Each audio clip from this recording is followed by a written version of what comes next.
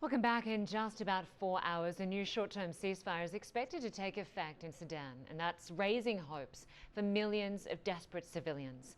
The two warring sides, the Sudanese armed forces and the paramilitary rapid support forces, are both voicing their commitment to a week-long truce. The US and Saudi Arabia brokered that ceasefire.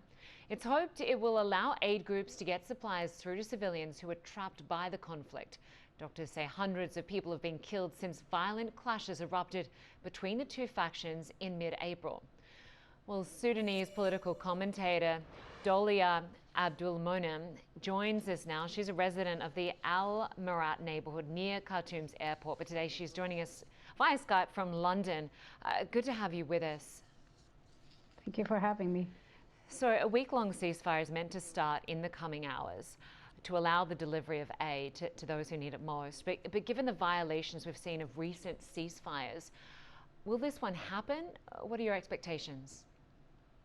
I have zero expectations of this ceasefire actually happening, simply because there's been no measures announced or put in place to make sure that the ceasefire is implemented.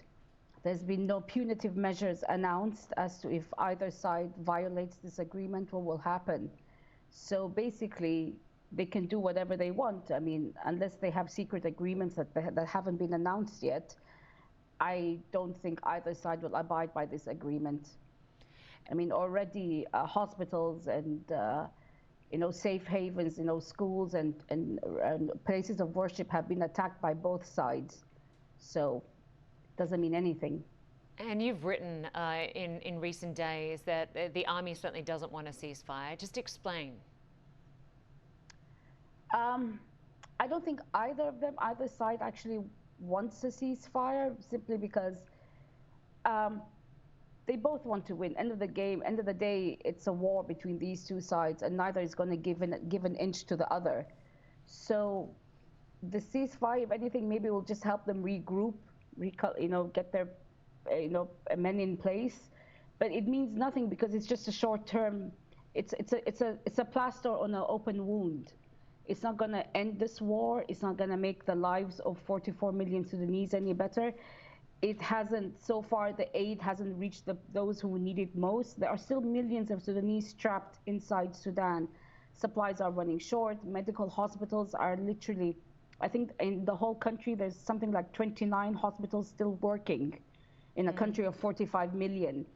So, fighting has escalated in Darfur, looting and rape of females has increased. The reports are coming out, they're harrowing to read. So these are the basics of any conflict, and neither side have abided by them. So I don't see how anyone can expect them to abide by these, basic, dealings at this moment in time. A month on since the conflict first started. So right now, should this ceasefire take place, should it be successful, we know that the US and Saudi Arabia helped broker it, and we know that the US Secretary of State Antony Blinken has held calls with both military groups. What sort of international influence do you think might help this situation? Accountability, simply. There's no other way. You need to hold both sides accountable. Like they say, hit them where it hurts. Individual sanctions if need be. We've been calling as civilians, we've been calling for individual sanctions ever since the coup in October 2021. But our calls fell on deaf ears. No one did anything. And it's all come to a head right now. So the only way this ceasefire can work is for them, to be basically like school children, you hold the ruler over their hand and tell them you need to do this. This is the only that will work with either of these two generals. And I actually don't hold any high hopes for either the Saudi or the Americans to actually push forward with the implementation of this ceasefire, nor to hold either side accountable if they fail to do so. Dallia, your home is near an RDF base. When did you leave for London? And before you left, what were you seeing and hearing around your home?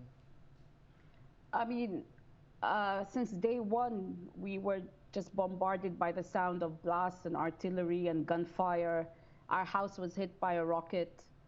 So we lived it. We lived it throughout, and it took us a week to get out, and then we stayed in Port Sudan for another week before we were then able to evacuate onwards. And my mother and I, we just moved. We came to London simply because we didn't know where else to go. We had no other option, so to speak. But London is only temporary for now. I'm hoping to go back to the region by the end of June, if possible. But it was a horrible time. I don't think any of us will recover. I don't think there's any Sudanese that doesn't have a horror story to tell. Our families, all families have been separated, have been fragmented, and the next step is how do we survive? How, a lot of us have lost our income, a lot of us have lost our businesses, and our lives have been disrupted, some far worse than others. But at the end of the day, we've all had a disruption to our lives, and to piece it back together and to move on from here on is just, it's going to take a lot. It's going to take a lot of sacrifice. It's going to take a lot of planning and finding a place that welcomes you. End of the day, every country has its own problems, and there's hundreds of thousands of Sudanese fleeing, and where to go. So it's a lot of questions that we don't have the answers to. And Dallia, we know that more than 1 million people are displaced, millions more trapped. You mentioned that only 29 hospitals are in some sort of working order for a population of 45 million people. Talk to us about the other issues right now in terms of access to power, to food, to medicine. What are you hearing from those still in the country? Well, medicine, a lot of the medical centers and hospitals are waiting on aid, on the humanitarian aid, and that still hasn't come through. My understanding is they're pretty much stuck in Port Sudan waiting for the ceasefire to take effect so they can start moving, if possible. The UN also re-edited its report, saying they now think half the population of Sudan will be in need of humanitarian assistance in some shape or form. Now, that's a staggering number. You're talking about nearly 25 million people needing help, be it food, medical supplies, access to safety. It's just, we already had IDPs because of the war in Darfur 20 years ago. And now it's the opposite is taking place. Those from the center are moving out, and other cities as well are being hit. So, and the rainy season is coming up, and there's nothing in place. I don't know how, when I envision what's going to happen in the next few months, it's not actually comforting. If anything, I think it's going to get worse before it gets any better.